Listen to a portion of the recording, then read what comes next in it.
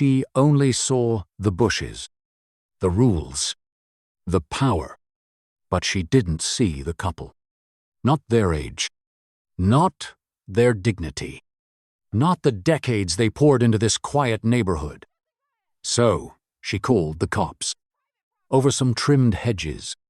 But when that squad car pulled up, and the door creaked open, she saw someone she never expected. The last person she wanted to see. And suddenly, it wasn't about the bushes anymore. Before we begin, tell me, have you ever been judged by the rules instead of your character? Let us know where in the world you're watching from, especially if you've ever felt targeted in your own neighborhood. And if stories like this matter to you, make sure you subscribe, like, and share, because the truth deserves to be seen. Mr. and Mrs. Williams had spent the better part of the morning tending to their lawn, the soft hum of the suburban neighborhood wrapping around them like a familiar blanket. The sun cast gentle shadows over their neatly trimmed hedges and freshly watered grass, a scene of quiet pride in a place where appearances often meant everything. Their hands, weathered but steady, moved in practiced rhythms, Mrs. Williams gently pruning the rose bushes while Mr. Williams edged the walkway with precise care. They had lived in this community for over 20 years, watching children grow into adults and neighbors come and go. Their home was their sanctuary, a place where they could take solace from the outside world. But lately, that peace had begun to erode, replaced by a subtle tension that neither had fully acknowledged until this morning. As Mrs. Williams reached to adjust a particularly stubborn bloom, a sharp voice cut through the calm air. "Excuse me, what do you think you're doing with those bushes?" Angela snapped, stepping onto their lawn with an imperious glare. She was an HOA member, known across the neighborhood for wielding the community guidelines like a weapon. Her reputation for relentless enforcement and a certain flair for confrontation preceded her every move. Mr. Williams straightened up and offered a polite smile. "Good morning, Angela. We're just taking care of the garden, like always." Angela's eyes narrowed. "You're violating the landscaping rules. Those bushes are too tall, and your lawn isn't within the height limits outlined in the HOA handbook. You know that. I've seen it myself." Mrs. Williams folded her arms, her voice calm but firm. "We've always maintained this lawn carefully. We follow the guidelines as best we can. The bushes are in good health and trimmed regularly, as you can see." Angela wasn't convinced. "That's not good enough. I'm going to have to report this. The neighborhood can't be a jungle." Mr. Williams's patience held firm. "Angela, we've had these bushes for years without issue. If there's a problem, please point it out specifically and we'll address it." But Angela was already pulling out her phone. "I'm calling the police. They'll want to see this for themselves." Her tone was sharp, dismissive, as though the Williams' years of respect within the community were invisible. Mrs. Williams's eyes flickered with quiet frustration, but she remained composed. "There's no need to escalate this, Angela." Yet, the damage was done. Within minutes, 2 police cars rolled onto the street, their sirens muted, but their presence unmistakable. The neighbors peered out from behind curtains and down driveways, sensing the brewing conflict. The Williams stood side by side, hands clasped, bracing for what was to come. The door of the first squad car opened, and a man stepped out tall, commanding, but with a gentle presence that immediately shifted the atmosphere. It was their son, James, a police commander who had recently been assigned to the local precinct. He had come by to check on them after hearing about the ongoing neighborhood tensions but had not revealed his identity. Angela's eyes widened in surprise, but quickly hardened into suspicion. "What's going on here?" she demanded, stepping forward. James smiled, his voice calm yet authoritative. "Good morning. I'm here because my parents called me. I understand there's a concern about their lawn." Angela glanced between James and his parents, clearly unsettled by his uniform and demeanor. "Yes, they're violating the HOA landscaping rules. I called the police to enforce community standards." James nodded thoughtfully. "I see. May I take a look?" He walked over to the lawn, inspecting the bushes and grass carefully. "From what I can see, everything appears to be in order. The bushes are well maintained and the grass height is within acceptable limits." Angela's lips pressed into a thin line, but James continued, "Mrs. Williams, Mr. Williams, have you received any written warnings or formal notices regarding these alleged violations?" "No," Mr. Williams replied. "Angela has only approached us verbally, and this is the first time it's escalated to involving the police." James turned back to Angela. "If there are no documented complaints, then this situation doesn't warrant police involvement. HOA rules are typically civil matters handled internally, not through law enforcement. This call was unnecessary." Angela's expression flickered with frustration, but she masked it quickly. "I'm only looking out for the neighborhood's best interests." "And you have every right to do so," James said.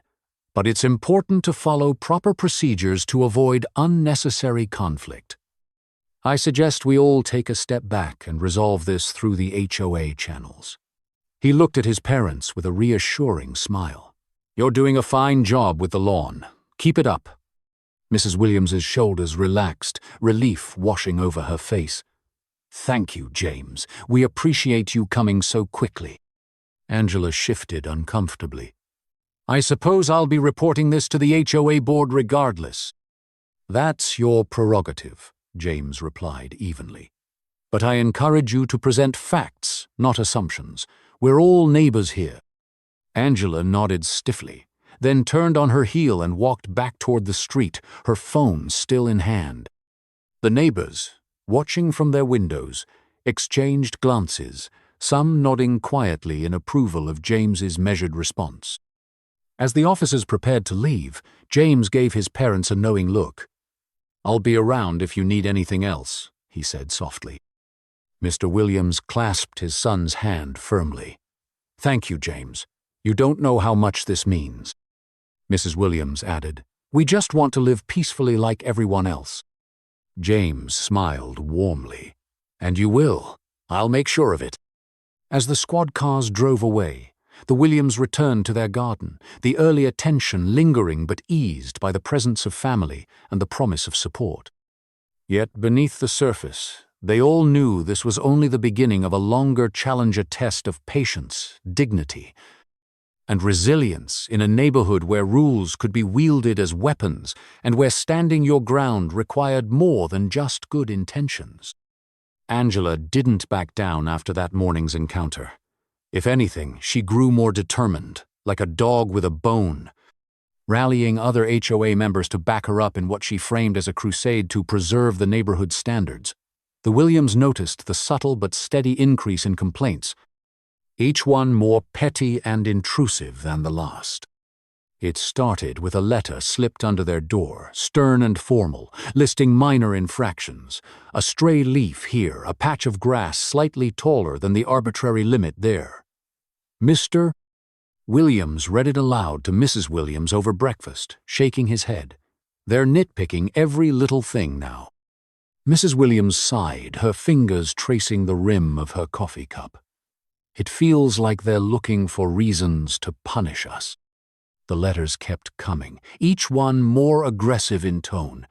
Angela had somehow convinced the HOA board to issue fines for non-compliance, even though the Williams had never received official notices before. The couple meticulously saved every letter, every note, every bill. They began photographing their lawn weekly, creating a detailed record of their maintenance routine. It wasn't just about the grass anymore. It was about standing firm against harassment. The neighborhood's atmosphere grew thick with tension. Friends whispered about the Williams problem behind closed doors.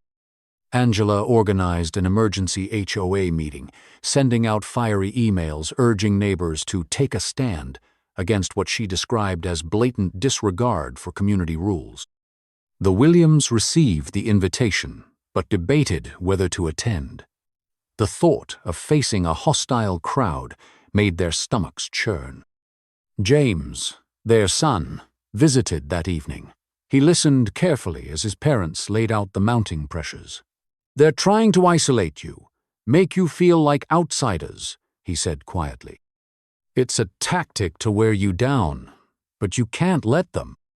Mrs. Williams nodded, her eyes weary but resolute. "We want to stay calm, James, but it's hard when they keep pushing." "I know," James said, leaning forward. "That's why you need to keep documenting everything. Every interaction, every letter, every inspection. It's your shield. And when the time comes, we'll have all the evidence we need." Days turned into weeks, and the harassment escalated. HOA inspectors showed up unannounced, scrutinizing every inch of the Williams property. One inspector lingered over a single dead leaf, snapping photos as if it were a crime scene. The Williams greeted each visit politely, answering questions and providing explanations, all while keeping detailed notes. Neighbors who once smiled and waved now avoided eye contact. Mrs. Williams caught a few whispered conversations fading as she approached. It stung, but she refused to let it break her spirit.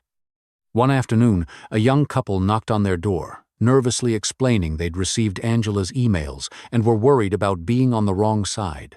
Mrs. Williams invited them in for tea, sharing her story with quiet dignity. "We're all just trying to live here," she said, "but sometimes people forget what kindness looks like." The couple left with a promise to reconsider their stance, a small victory in a growing battle. The emergency HOA meeting arrived on a humid Thursday night, held in the community center's cramped, fluorescent-lit room. Angela stood at the front, armed with a PowerPoint full of photos depicting the Williamses' lawn as out of compliance, her voice sharp and unwavering. She painted a picture of rule-breaking, irresponsibility, and disrespect. The room filled with murmurs and nods, some neighbors clearly swayed by her words. The Williams sat quietly near the back, their hands tightly clasped. Before the meeting spiraled further, James stepped forward. He cleared his throat, drawing attention with his authoritative presence. "I'd like to address some of these claims." His voice was steady, commanding respect without aggression. Angela's eyes narrowed, but James continued. "I am James Williams, a police commander with this precinct, and more importantly, their son. I've reviewed every complaint and every letter issued against my parents. None of the accusations hold up under scrutiny." A hush fell over the room. James clicked through his own presentation photos, timestamps, official records showing the Williamses' consistent compliance with HOA rules. He pointed out procedural errors in how inspections were conducted and how fines were imposed without proper notice. "But beyond the procedural issues," James said, looking around the room, "there's a deeper problem here: bias. My parents have been targeted unfairly, and it's clear that some actions stem from personal prejudices, not objective rule enforcement." Angela's cheeks flushed, and she opened her mouth to object, but James held up a hand.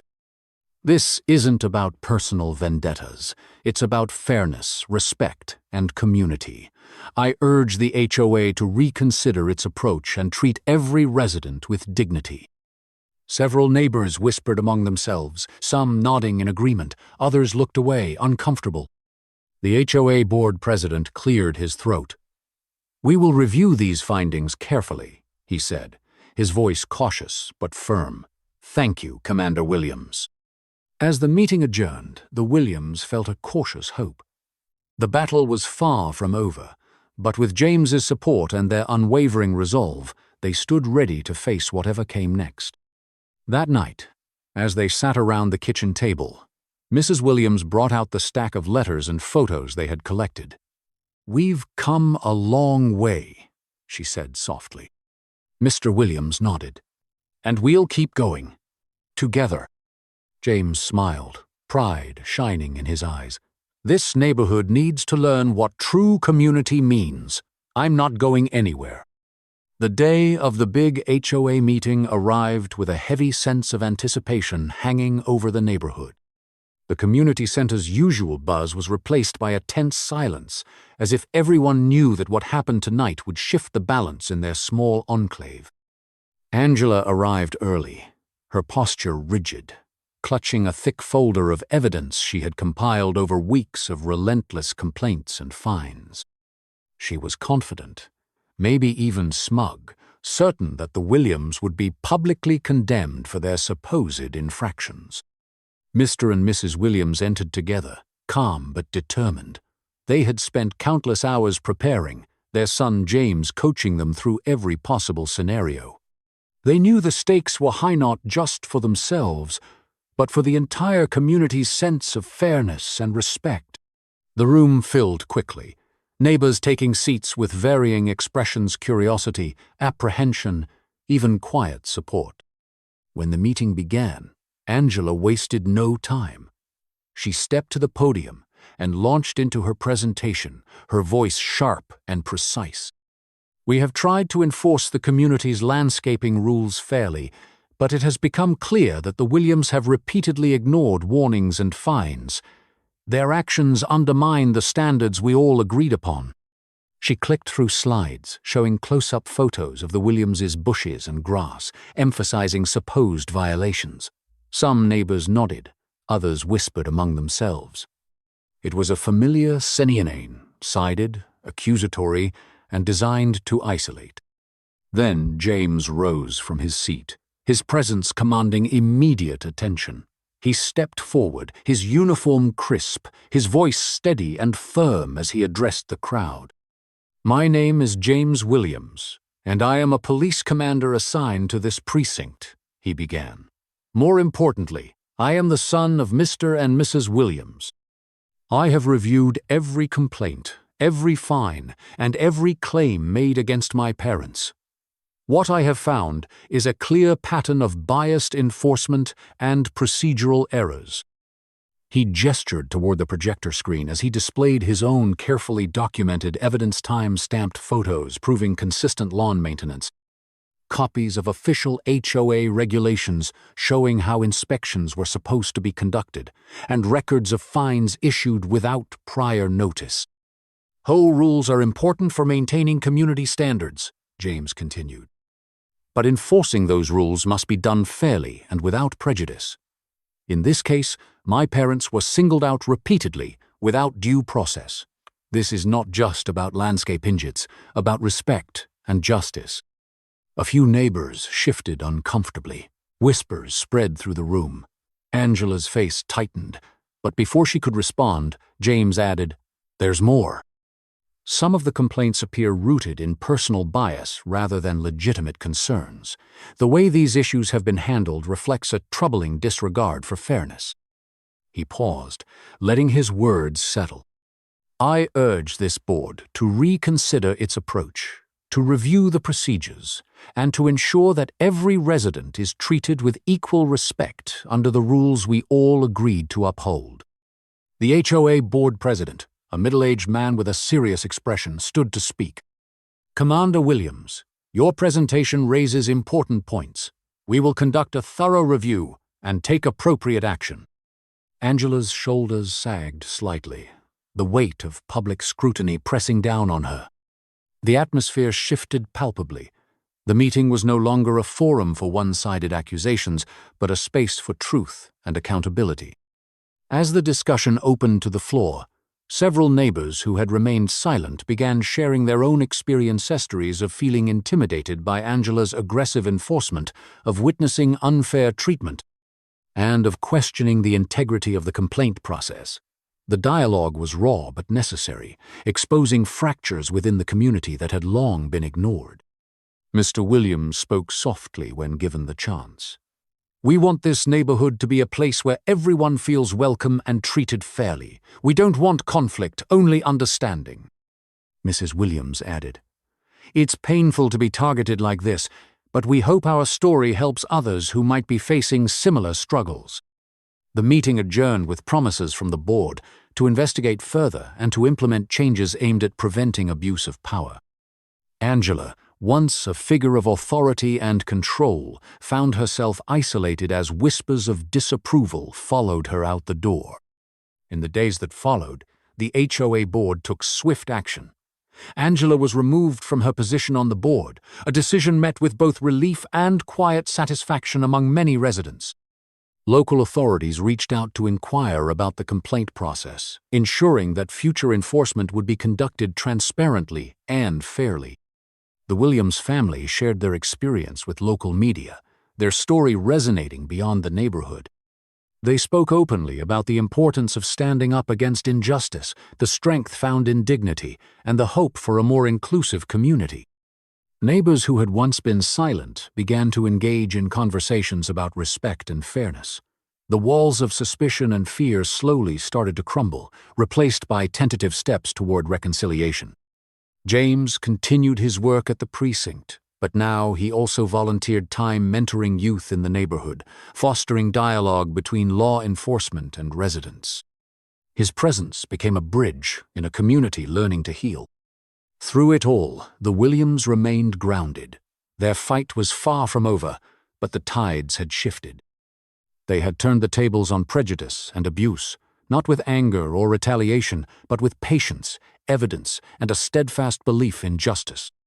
As the neighborhood breathed a collective sigh of relief, the Williams family stood as a reminder that fairness and respect could prevail even in the face of relentless adversity. Months passed since the tense HOA meeting that had changed the course of the neighborhood's story. The Williams' quiet dignity and James's calm authority had sparked conversations that rippled through the community, slowly breaking down walls of misunderstanding and prejudice.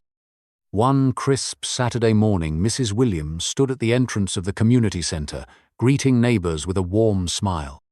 She was organizing a diversity and inclusion workshop, an initiative born from the very tensions that had once threatened to tear the neighborhood apart. Neighbors who had once sided with Angela Soame reluctantly, some wholeheartedly now arrived with hesitant but open minds, ready to listen and learn. Among them was Tom, a middle-aged man who had initially supported Angela's strict enforcement. He approached Mrs. Williams nervously, clearing his throat. "I just wanted to say thank you for putting this together. I realize now I didn't understand a lot about what was going on." Mrs. Williams's eyes softened. "It's never too late to grow, Tom. We all have to start somewhere." Inside the brightly lit room, facilitators led discussions on empathy, cultural sensitivity, and the importance of community respect. The atmosphere was tentative at first, but as stories were shared and voices heard, barriers began to fall. Some neighbors shared their own experiences of feeling marginalized, while others admitted to unconscious biases they hadn't recognized. Meanwhile, James found new purpose beyond his duties at the precinct. He began volunteering at the local youth center, mentoring teens from diverse backgrounds. His presence was a steady reminder that understanding and cooperation between law enforcement and residents were possible and necessary. One afternoon, James sat with a group of teenagers, discussing the power of standing up for what's right. "Change doesn't happen overnight," he told them. "But every step you take toward fairness, every act of kindness, builds a stronger community." Back in the neighborhood, Angela lived on the outskirts, her social connections frayed and her influence diminished. She remained as rigid and unrepentant as ever, a cautionary example of how prejudice can isolate and destroy. Invitations stopped coming, and whispers followed her down the street. Yet she refused to acknowledge her role in the conflict, clinging to her beliefs with a stubbornness that only deepened her solitude. One evening, as the Williams gathered for dinner, Mrs. Williams reflected aloud, "It's strange to think how close we came to losing everything over something so trivial."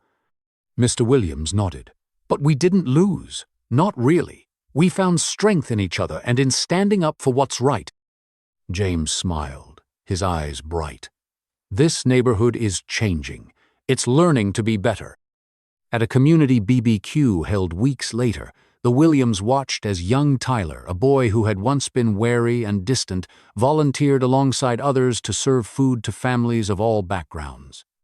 He had grown into a young man willing to embrace new ideas, to leave behind old prejudices. Mrs. Williams caught James's eye and nodded quietly. "This is what we fought for." The neighborhood was far from perfect, but the seeds of change had been planted. The story of the Williams and their struggle had become a lesson in resilience, compassion, and the power of standing up against injustice. In the end, Angela's downfall was a stark reminder that prejudice leads only to isolation, while openness and empathy pave the way for redemption and community. The Williams hoped their journey would inspire others to choose kindness over division and to build bridges where walls once stood. As the sun set over the neighborhood, laughter and conversation filled the Ira Testament to the strength found in unity and the enduring hope for a more inclusive tomorrow. The fight isn't over, not for the Williams family and not for countless others facing silent battles in quiet communities. If this story hit home, leave a comment, share your experience, and hit subscribe. Because next time, the silence might break louder than ever.